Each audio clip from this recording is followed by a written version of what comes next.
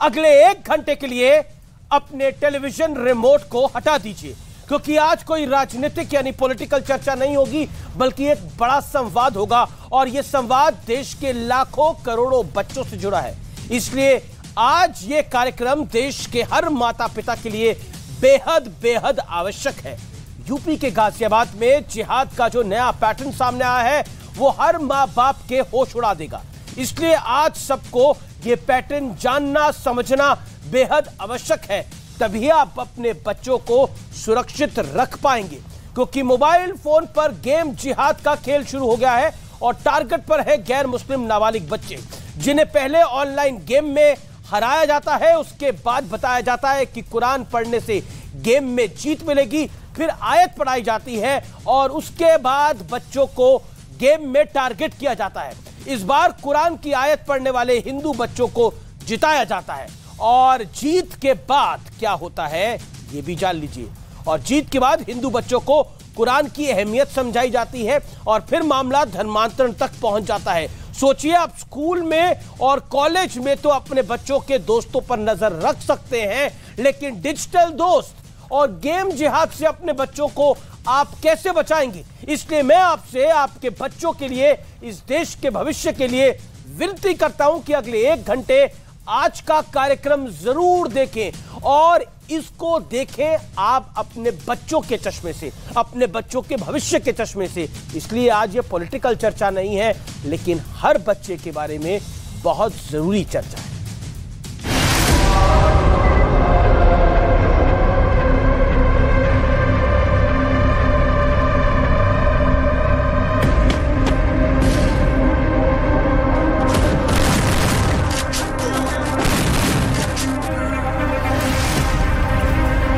UP के गाजियाबाद में जिहाद का जो नया पैटर्न सामने आया है, उसे ठीक से देख और समझ लीजिए।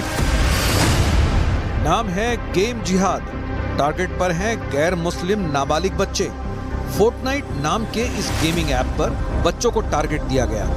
टारगेट में पहले हिंदू बच्चों को हराया गया, फिर कहा कि कुरान पढ़ने से गेम में जीत मिलेगी। गेम हारने के बाद बच्चों को कुरान की आयत पढ़ाई गई। कुरान पढ़ने वाले हिंदू बच्चों को फिर गेम में टारगेट दिया गया। इस बार कुरान की आयत पढ़ने वाले हिंदू बच्चों को जिताया गया और जीत के बाद हिंदू बच्चों को कुरान की अहमियत बताई गई। अंत में इस्लाम में भरोसा जताकर धर्मांतरण करवा दिया जाता था। मौलवी का नाम सामने आ रहा था, मैं धर्मांतरण कराने में इनका सहयोग रहा है। इसके बाद ही हमने इनको गिरफ्तार करके इनको जेल भेजा है। एक पीड़ित ने बताया है कि वो यूथ क्लब नाम का एक यूट्यूब चैनल है, उसको देखा करता, जो कि पाकिस्तान बेस्ड है। ये सब जो है आरएसएस का जो कैडर है काम कर रहा है और बीजेपी का जो व्हाट्सएप जो यूनिवर्सिटी के लोग है, ये सारी चीजें ये कर रहे हैं।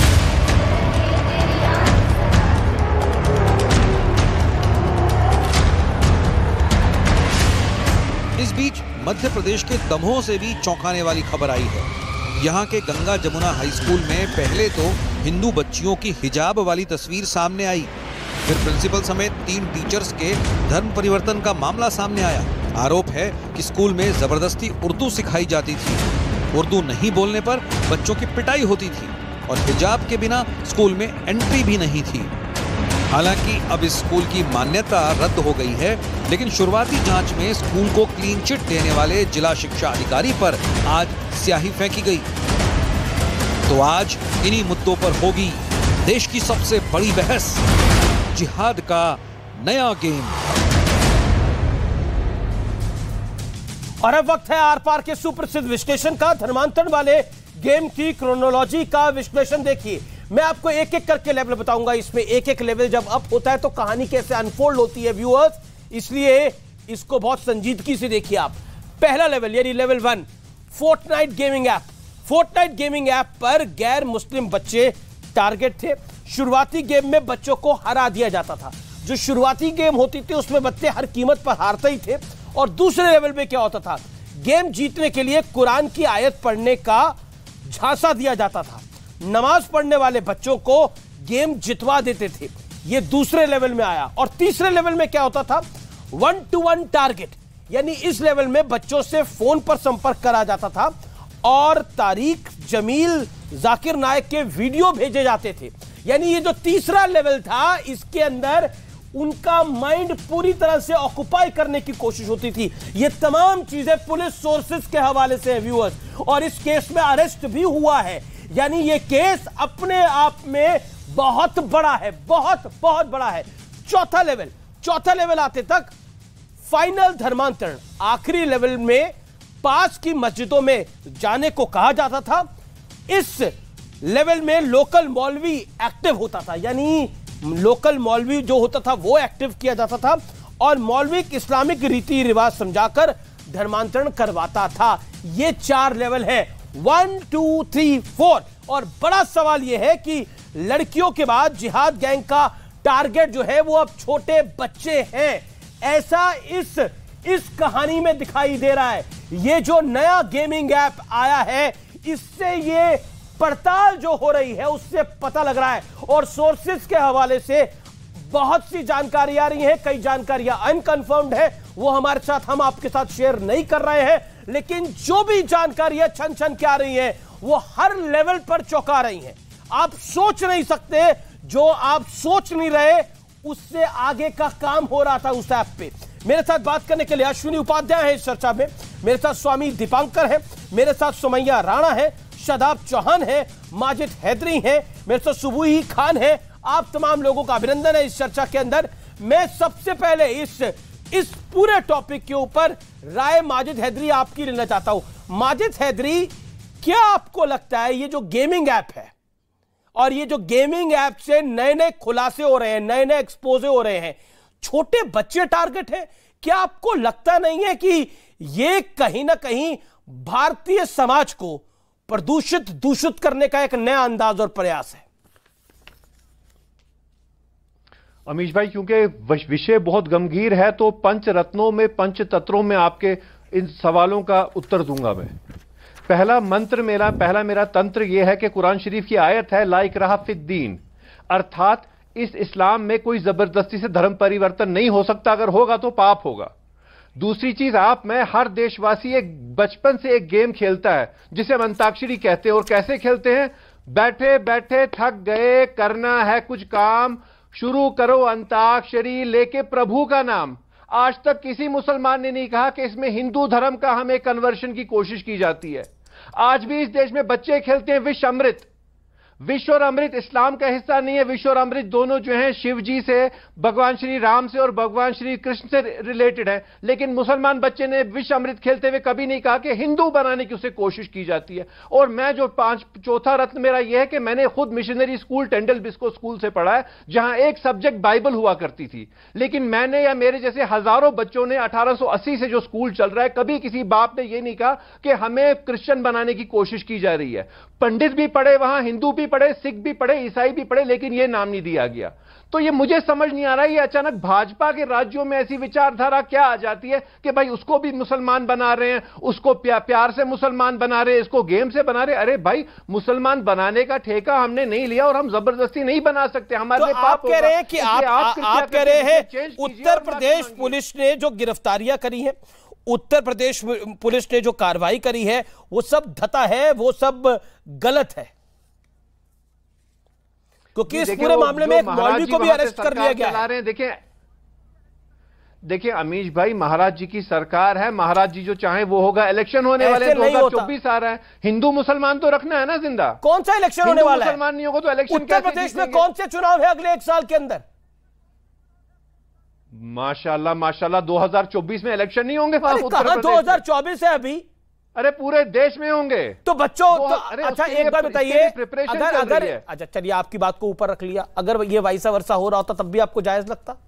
अगर कोई बोलता कि हनुमान चालीसा पढ़िए उसके बाद आप वो लेवल जीत जाएंगे तो आपको जायज लगता? मैं सवाल पूछता हूं मेरे भाई। नहीं अमीश भाई, बहुत अच्छा, आपका बहुत ही अच्छा सवाल है ये। सुनिए, आज भी हमारे देश में बहुत से जो पहलवान है ना, जब वो अपनी पहलवानी सुबह शुरू करते हैं तो बजरंगबली जी का आशीर्वाद से शुरू करते हैं। उनकी श्रद्धा है वो। क्या कभी किसी मुसलमान ने कहा कि मुझे अरे उनकी श्रद्धा है, बेवकूफ बना के थोड़ी कोई उनसे करवा रहा है? ये मेरा पॉइंट ये है सर, कोई बेवकूफ बना के थोड़ी करा रहा है। कुरान शरीफ के खिलाफ मुसलमान नहीं जाता। ये सारी एक साजिश है, ये भगवा साजिश का हिस्सा है। अच्छा, ये सब भगवा साजिश है।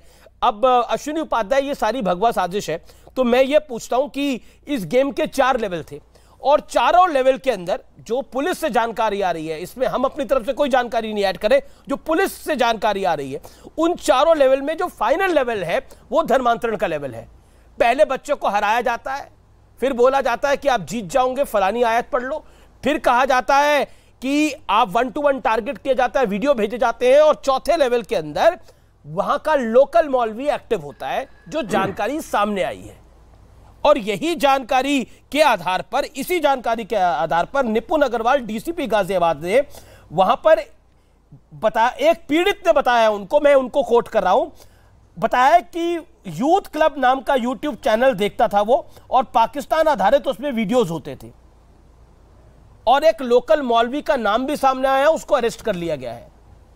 सारी कहानी भगवा द्वारा प्रचलित है, लेकिन कहानी कुछ और है।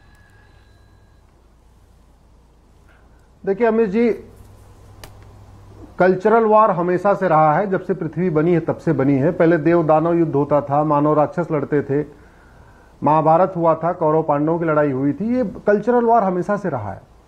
लेकिन जिस ये एक्सट्रीम लेवल पे आ गया है, वो मुझे लगता है हिंदुस्तान के लिए खतरे की घंटी है। और मैं ये बहुत जिम्मेदारी के साथ कह रहा हूं, जब एक व्यक्ति को बार बार सुबह से शाम तक सुनाई पड़ेगा ला इलाहा इल्लल्लाह, यानी केवल अल्लाह ही इबादत के लायक है, केवल अल्लाह ही, मतलब अगर कोई हिंदू खड़ा होकर बोले केवल हनुमान जी ही इबादत के लायक है, हनुमान जी के अलावा किसी की पूजा हो ही नहीं सकती, किसी की पूजा हो ही नहीं सकती। जिस दिन हिंदुस्तान में कोई हिंदू यह कहना शुरू कर देगा केवल शंकर जी की पूजा हो सकती है, केवल शंकर जी की पूजा हो सकती है, उसके खिलाफ हेट स्पीच का केस बन जाएगा। लोग कहेंगे हेट स्पीच दे रहा है। यहां प्रतिदिन 5 बार कहा जा रहा है। इस समय की बड़ी खबर है, इसके तार मुंबई से भी जुड़े हुए हैं, थाने से भी जुड़े हुए हैं। गेम जिहाद का मास्टरमाइंड बद्दो है और उसकी तलाश इस समय हो रही है। यह डिजिटल जिहाद पर अब तक की सबसे बड़ी खबर है। थाने पुलिस ने एक्शन शुरू कर दिया है, एक टीम बना दी गई है। यह मामला क्या पैन इंडिया हो सकता है, ये कई लोग शक जता रहे हैं कि अभी एक एरिया पकड़ा गया है, क्या ये मैटर पैन इंडिया हो सकता है? That's the biggest story. और ये सामान्य घटना नहीं है। अक्सर मां बाप को पता नहीं होता कि उनके बच्चे ऑनलाइन क्या क्या काम कर रहे हैं, यानी गेम्स के बारे में पेरेंट्स ज्यादा इंटरफेयर ही नहीं करते, वो इतने ज्यादा डिजिटली सेवी ही नहीं होते। समस्या ये है। और इसमें सबसे मैं मूल टारगेट आपको बता रहा हूं, गरीब बच्चे सबसे बड़े टारगेट है। मिडिल क्लास बच्चे भी टारगेट हो सकते हैं, अगला निशाना उनका हो सकता है, जैसा सोर्सेज बता रहे हैं। लेकिन थाने में इसकी जांच शुरू हो गई है, इसलिए कहानी बहुत बढ़ रही है। शादाब चौहान, अगर कोई मैटर सामने आया है तो कहीं तो आपको धुआं है, तो कहीं तो बड़ी आग होगी।